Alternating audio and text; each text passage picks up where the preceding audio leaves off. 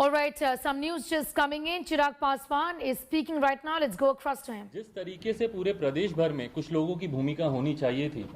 उस तरीके से उस वक्त भी देखने को नहीं मिली और कहीं ना कहीं आभास कुछ लोगों को था कि आज नहीं तो कल पार्टी संभवतः इन सवालों को लेकर उनके सामने उनसे कार्रवाई कर सकती है, उनसे पूछताछ कर सकती है। बहरहाल जब चुनाव समाप्त हुए उसके बाद जैसा मैंने कहा कि मुझे थोड़ा समय चाहिए था अपने परिवार के साथ रहने का, वो समय मिलने के बाद जब वापस हम लोग रणभूमि में उतरने की तैयारी कर रहे थे, कोरोना प्रोटोकॉल तब तक लागू हुए, इस महामारी से बचाव के लिए कई तरीके के नियम कायदे कानून बनाए गए और उस वक्त हम लोगों ने पुनः कुछ समय के लिए अपनी तमाम राजनीतिक गतिविधियों पर हम लोगों ने रोक लगाई और उसके फिर तुरंत बाद मुझे टाइफाइड हुआ और संजोग ऐसा कि इस बार हालत इतनी ज़्यादा खराब हुई कि लगभग 40 दिन से ज़्यादा का समय मुझे लगा अपने आप को बेहतर स्थिति में लाने के लिए। अभी भी रिकवरिंग में ही हूँ, पूरी तरीके से रिकवर नहीं हो पाया हूँ, पर वो समय ज़रूर लगा। और तब तक दुख मुझे इस बात का है कि जब मैं बीमार था, जब मैं बिस्तर पे था, उस वक्त मेरे पीठ पीछे जिस तरीके से ये पूरा षड्यंत्र रचा गया, इस बात का मुझे दुख है कि अगर किसी को भी कोई भी तकलीफ होती, और जबकि मैंने निरंतर प्रयास किया अपने चाचा से संपर्क साधने का, उनसे बात करने का, चुनाव के बाद से लगातार मैंने कोशिश की कि मैं उनसे बात करूं अगर किसी तरीके की कोई समस्या है या उनको अगर किसी तरीके की बातें मेरे सामने रखनी हो। और ये संपर्क नहीं होने के बाद, ये संवादहीनता आने के बाद मैंने स्वतः अपनी तरफ से मैंने होली के दिन, क्योंकि वो दिन मेरे लिए एक कठिन दिन था, आप सब ने अनुभव किया कि जब पापा रहते थे तो किस तरीके से हम लोग घर पर होली मनाते थे, पर उस दिन ना सिर्फ पापा के नहीं रहने की वजह से ना सिर्फ होली फीकी थी, बल्कि उस दिन मेरे साथ परिवार के भी लोग नहीं थे, चाचा नहीं थे, कोई नहीं था। तो उस दिन मुझे वो अकेलेपन का एहसास हुआ और उस दिन मैंने उनको पत्र लिखा, जो पत्र मैंने कल या परसों मैंने अपने ट्विटर हैंडल के माध्यम से आप सबके बीच साझा भी किया। और उस पत्र में भी अगर आप पढ़ेंगे तो अंत में मैंने यही लिखा कि कुछ भी है आप बात तो कीजिए, आके आप मुझे बुला लीजिए, जो भी आप अपनी बातों को रखिए। पिछले 2 दिन से जब ये घटना चक्र भी चल रहा था, मैं जानता हूं कि आप सब भी काफी जानना चाह रहे थे कि भाई मैं क्या कहना चाह रहा हूं, मेरा क्या पक्ष है, बट मैंने अपनी तरफ से अंत तक मैंने प्रयास किया कि पार्टी और परिवार दोनों को एकजुट करके रख सकूं। लास्ट तक मैंने कोशिश की। आपने देखा कल परसों चाचा के मैं घर भी गया, वहां पर जाकर भी मैंने कोशिश की। कल भी मैंने अंत तक, दोपहर तक, मम्मी खुद व्यक्तिगत तौर पर वो भी प्रयास कर रही थी चाचा से संपर्क साधने का। 10-15 दिन से वो अलग अलग माध्यम से उन्होंने भी कोशिश की कि उनसे बात करने और परिवार की बात है। और मैंने एक बार पहले भी कहा था, जब पारिवारिक एक और मसला आया था, कि मैं बहुत ज़्यादा सहज महसूस नहीं करता हूं परिवार की बातों को सार्वजनिक तौर पर करने के लिए। पर कल जब अंत में आते आते जब इस बात का एहसास हुआ कि शायद अब चीज़ें अब हाथ से निकल गई हैं और जो मेरी कोशिश परिवार और पार्टी को एकजुट रखने की थी, जब वो सफल नहीं हुई, तो उसके बाद हम लोगों ने कल पार्टी की राष्ट्रीय कार्यकारिणी की बैठक बुलाई वर्चुअल मीडियम से। और उसमें क्योंकि पार्टी में अनुशासन कायम रहे, ये जिम्मेदारी भी मेरी है। कॉन्ट्ररी टू द बिलीफ कि कुछ लोग जो इस बात का दावा करते हैं या इस बात को कहने की कोशिश कर रहे हैं कि अब चिराग पासवान लोक जनशक्ति पार्टी के राष्ट्रीय अध्यक्ष नहीं रहे, उन्हें हम लोगों ने राष्ट्रीय अध्यक्ष से हटा दिया। मैं आप सबके माध्यम से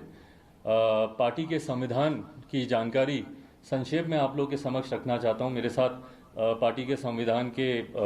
निर्माताओं में से जो अहम भूमिका निभाने वाले पार्टी के हमारे सेक्रेटरी जनरल जनाब अब्दुल खालिक साहब मौजूद हैं, AK वाजपेयी साहब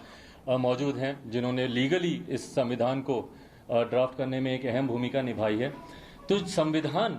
के अनुसार जो ये दावे किए जा रहे हैं, जिस तरीके से कहा जा रहा है कि नहीं, उनको हमने राष्ट्रीय अध्यक्ष के पद से हम लोगों ने उनको हटा दिया, या फिर पार्लियामेंट में संसदीय दल का नेता बनना। भाई अगर आप मुझे कहते तो मैं खुशी खुशी में आपको बनाता संसदीय दल का नेता, मुझे कोई उसमें दिक्कत नहीं थी। मैं तो चाहता हूं कि भैया आप आएं और पार्टी की भूमिका बढ़ चढ़कर निभाएं। मैं चाहता हूं कि सदन में ज़्यादा से ज़्यादा हर एक विषय पर पापा ने जिस तरीके से विश्वास करके, जिस तरीके से संसदीय बोर्ड ने मुझ पर विश्वास रख के मुझे संसदीय दल का नेता बनाया था, मुझे खुशी है कि हर उस मुद्दे पर, धारा 370 की बात हो, ट्रिपल तलाक की बात हो, जितने भी राम मंदिर की बात हो, जितने भी ऐसे मुद्दे हैं, निरंतर मजबूती से मैं सदन में अपनी बातों को मैं रखता रहा। मैं चाहूँगा कि भविष्य में भी ये रहे। बहरहाल, पर जिस तरीके से उनको चुना गया,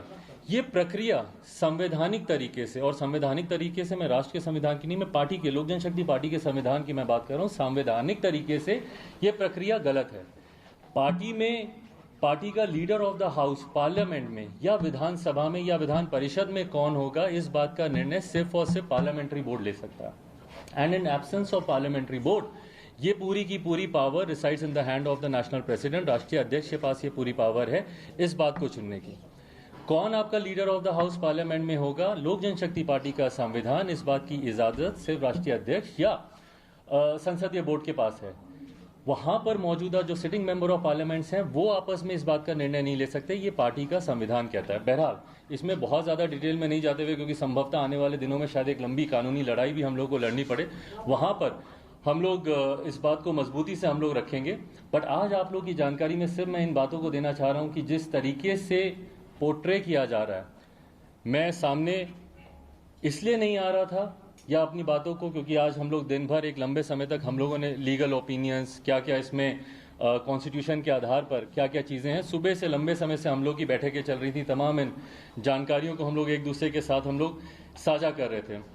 और ईमानदारी की बात है, मैं बहुत ज़्यादा मैं चाहता नहीं था कि ये मसला इस तरीके से बढ़े। जैसा मैंने कहा कि मेरा हमेशा प्रयास रहा कि अगर परिवार की बात है और पार्टी भी मेरा परिवार है, अगर इसको हम लोग बंद कमरे में अगर आपस में बैठकर अगर हम लोग इसको सुलझा पाते, वो मेरा प्रयास ज़्यादा था। पर अब जब मेरे पास कोई और विकल्प बचा नहीं, तो इसीलिए आप सबके समक्ष आकर मुझे इन बातों को रखना मेरे लिए ज़रूरी था, क्योंकि बार बार मैं देख रहा था कुछ चैनल्स पे चल रहा था कि इनको राष्ट्रीय अध्यक्ष के पद से हटाया जा चुका है। लोक जनशक्ति पार्टी का संविधान कहता है कि राष्ट्रीय अध्यक्ष का पद सिर्फ दो परिस्थितियों में खाली हो सकता है, या तो राष्ट्रीय अध्यक्ष का निधन हो या स्वतः अपनी मर्जी से राष्ट्रीय अध्यक्ष किसी भी परिस्थिति में जब वो रिजाइन करते हैं तो उसकी जगह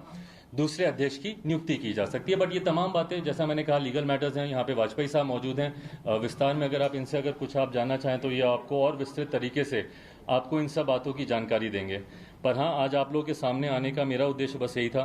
कि जो एक मैंने प्रयास किया था कि शायद परिवार पार्टी सारा मसला सुलझ जाए। आज जब वो सुलझा नहीं तो पार्टी में अनुशासन बना रहे, पार्टी जिस मजबूती से जिन विचारों के साथ आगे बढ़ रही है उन्हीं विचारों के साथ वो आगे बढ़ती रहे। इसके लिए ज़रूरी था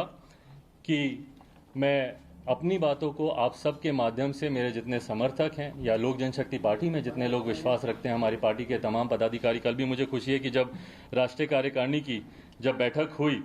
तो उस वक्त भी हमने सारे पदाधिकारियों ने जिस मजबूती से पार्टी के पक्ष में अपनी बातों को रखा, पार्टी को आगे लेकर जाने के लिए रखा, पार्टी को मजबूती प्रदान करने के लिए रखा, उस दिशा में मैं अपने पार्टी के तमाम साथियों के साथ, तमाम पदाधिकारियों के साथ, नेशनल बॉडी के हों, स्टेट बॉडी के हों, स्टेट प्रेसिडेंट्स हों, विभिन्न प्रकोष्ठों के अध्यक्ष हों, हमारी जिला समिति के पदाधिकारी हों, जिला अध्यक्ष हों, उन सब की सहमति और मजबूती के साथ आने वाले समय में लोक जनशक्ति पार्टी मजबूती से इस लड़ाई को लड़ने के लिए तैयार है।